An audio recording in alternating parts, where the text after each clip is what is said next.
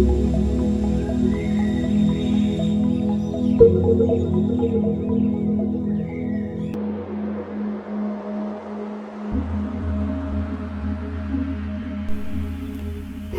and welcome to Systems of Existence. I almost wanted to say the Magic Kathy Show just because it's a solo episode, and I felt like jumping in to highlight the energies that we are going through specifically this week. I want to keep obviously also the solo episodes and update you on the energies that are activated for all of us, and today I want to highlight the square that we will have on the weekend, Mercury and Uranus, and then also Gene Key 4, because it's very connected and challenging to be quite frankly, and I'm processing that myself, feeling it myself, and the best way for all of us to navigate it is always to speak about it.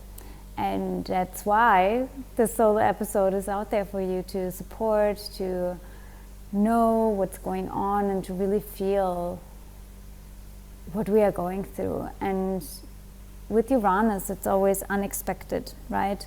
It's unexpected breakthroughs that need to happen. And when we have a Mercury-Uranus square, and Mercury is also retrograde, that can only mean one thing, that we have to really rethink our approach to our own inner dialogue and what's going on inside of us, how we speak to ourselves, how we follow the thoughts that come up, right? How we see them as truth or not, and all of these kinds of things. And it's interesting because Gene Key 4 is being activated during this transit, and it's all about wanting to know and wanting to have the answers, right? Wanting to have all the answers. And there are just things that we don't have the answer to yet. Specifically when we talk about Uranus, where it's about unexpectedness, right? And expecting the unexpected plot twists. And this desire to know the answers of the mind is really what limits us, right? What stresses us as well, what creates havoc in our life, and also disconnects us from the magic that can unfold when we don't want to have the answers actually. Right? When we allow ourselves to just be like, you know what, I don't need to have all the answers. It's okay if I don't. And so this week, building up to the square on Sunday, it's really another initiation for all of us to surrender. And you know, I hate this word at some point, but I also love it. It's just so important for us to connect to that and see where we are not open to surrender, right? Where we are limiting ourselves, where we are stressing ourselves out, and where we try to control and manipulate life.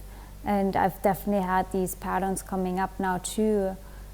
And you know, it doesn't matter where you are, these energies are always with you because they are inside of you. And so I was irritated and frustrated that I felt this way, you know, that I was stressed, and I'm like, what am I even stressed about? There's nothing to stress about. But then it's really about understanding that we all go through these upgrades and layers at some point, and we can't resist the flow of these energies inside and outside of us. And I definitely feel the tension rising and building in the collective, also in regards to what's happening in the world, and like all of these patterns coming up, and we want to know what's going to come, we want to plan, we want to prepare. But the truth of the matter is that we move out of the cross of planning still, so there's no way we can plan for anything or prepare for anything.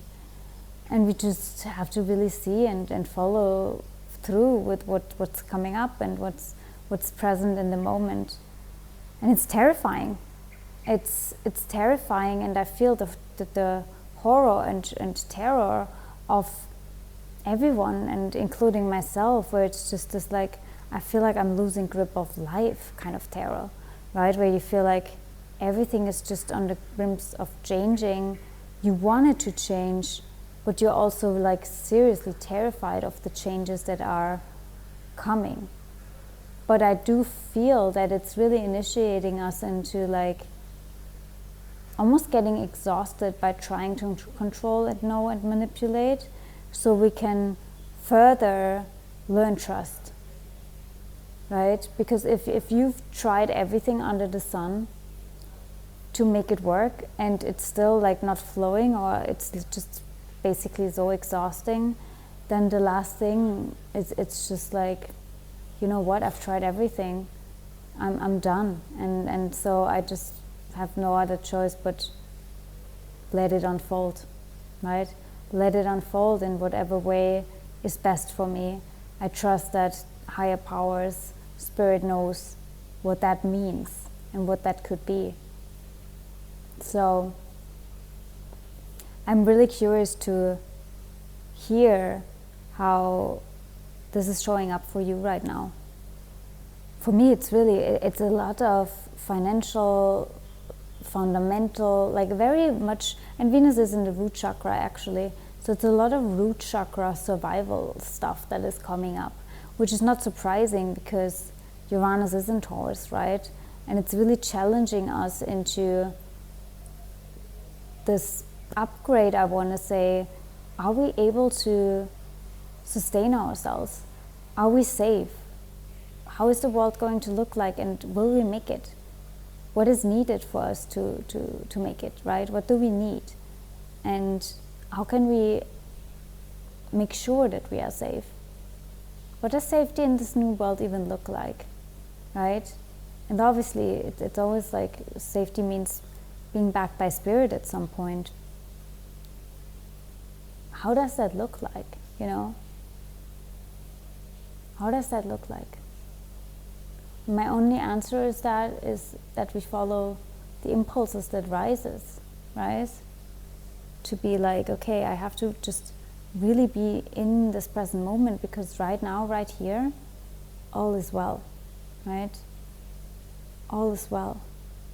It's when we think too much about the future, or what could manifest, what should manifest, how we want things to manifest, that's when you create havoc. That's when things just feel tricky and challenging. So how can we connect with the moment where all is well, and really dismantle also this construct of time that creates all the craziness, right? This wanting to plan, wanting to prepare, wanting to, right? Where we get it because it's all about, we want to be safe.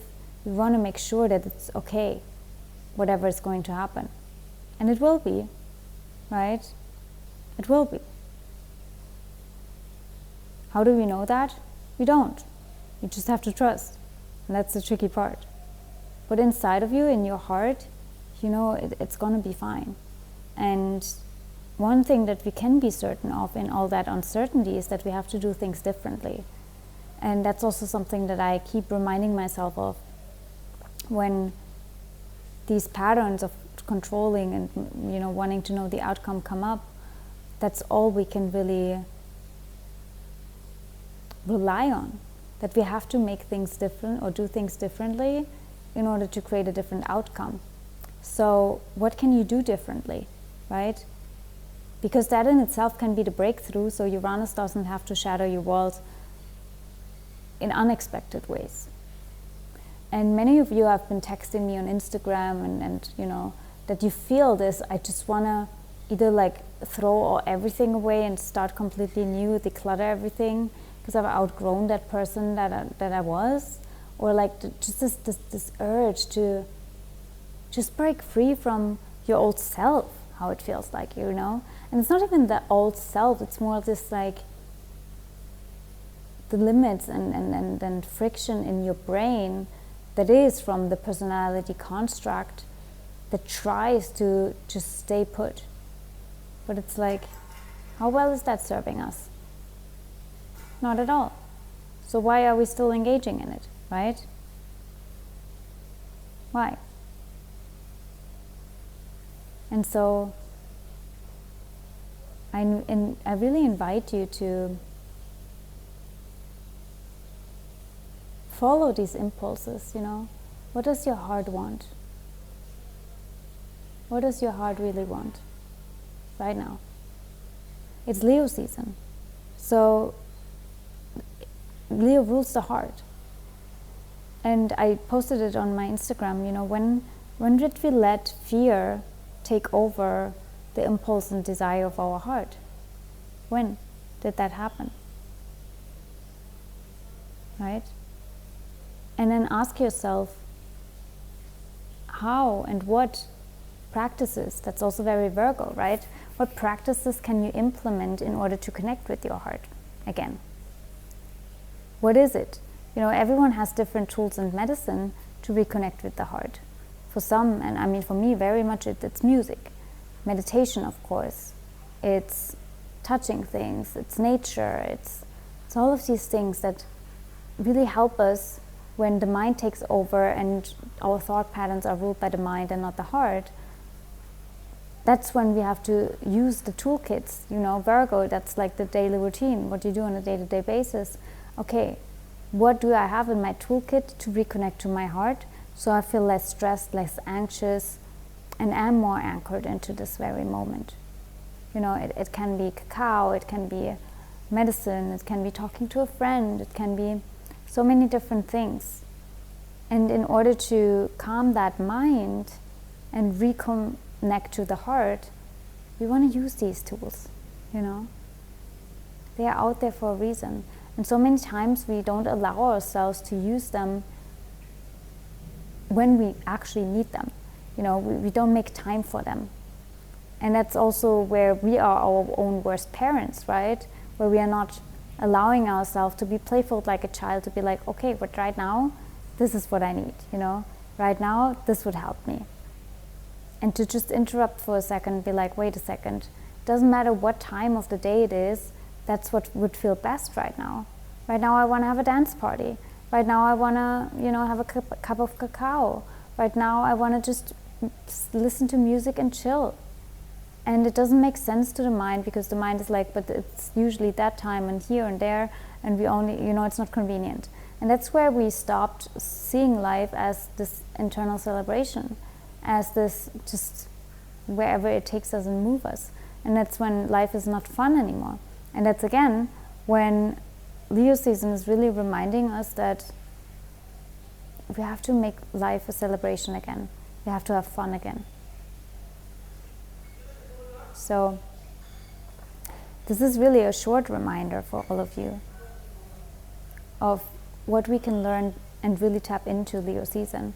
Because whenever we don't follow that, we dim our light, which basically means we dim our frequency, our vibration, our energy, right? Because we don't allow ourselves to follow spirit, follow heart, follow soul.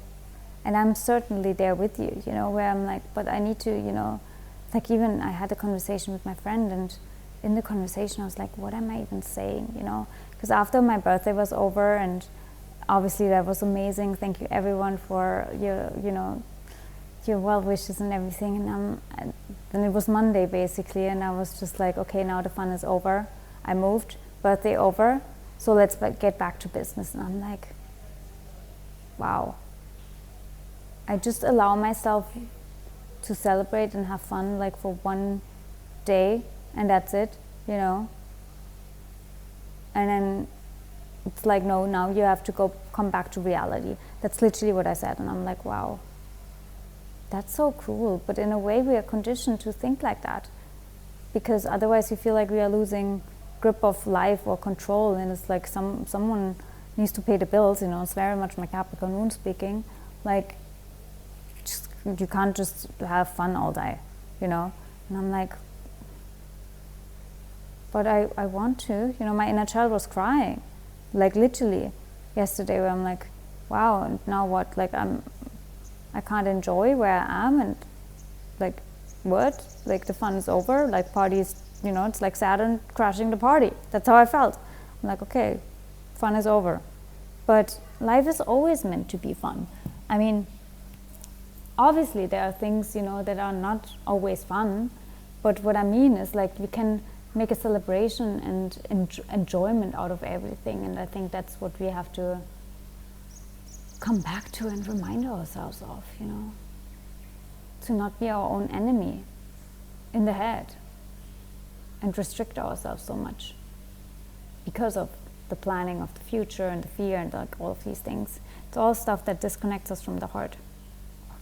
So ask yourself what disconnects you from the heart and what you can Virgonize, right? Again, Mercury is in Virgo right now, squaring that Uranus, and then next week Mercury will move retrograde into Leo, where everything that comes up to the surface now can be re-patterned and reshaped for you.